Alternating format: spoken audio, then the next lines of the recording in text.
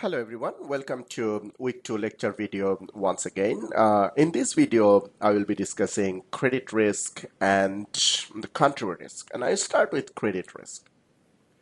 Credit risk arises because of the possibility that promised cash flows on financial claims held by financial institutions, such as loans or bonds, will not be paid in full. So virtually all types of financial institutions face this risk. However, in general, financial institutions that make loans or buy bonds with longer maturities are more exposed than our financial institutions that makes loans or buy bonds with short maturities. This means that, for example, that banks and credit unions, life insurance companies are more exposed to credit risk than are money market managed funds and general insurance companies. You understand that if a borrower defaults, both the principal loan and the interest rate payments expected to be received are at a risk. As a result, many financial claims issued by corporations and held by financial institutions promise a limited or fixed upside return, principal and interest payments to the lender, with a high probability and a large downside risk. I mean, loss of principal and promised interest with a much smaller probability.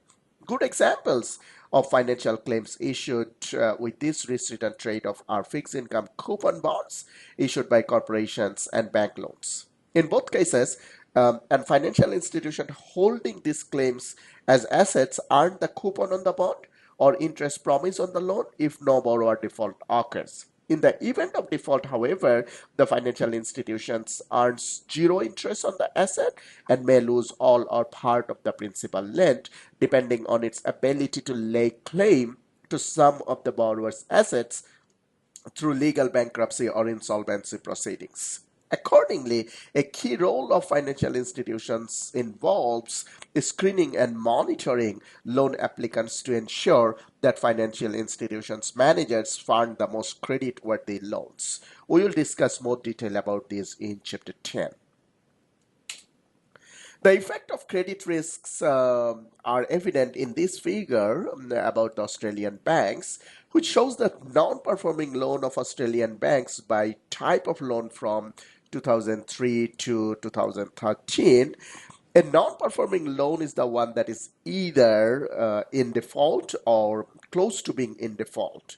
You can see from this figure that Australian banks were vigilant in keeping non-performing loans to a minimum until the impact of the GFC in 2008. For example, you can see that non-performing loans was typically below 1% until the advent of the global financial crisis, which, however, has increased after the crisis period.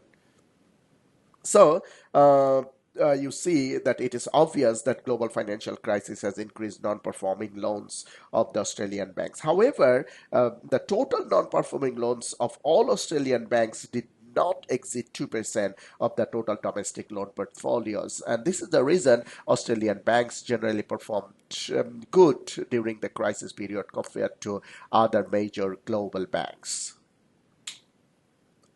Credit risk can be two types: firm-specific credit risk and systematic credit risk. So, firm-specific credit risk is a risk of default, the borrowing firm associated with the specific type of project risk taken by that firm.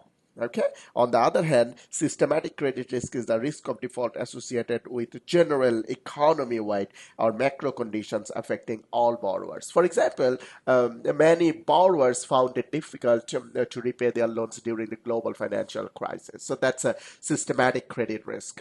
On the other hand, if a certain event occurs that exposes a bank to a specific borrower's default, that is firm-specific credit risk.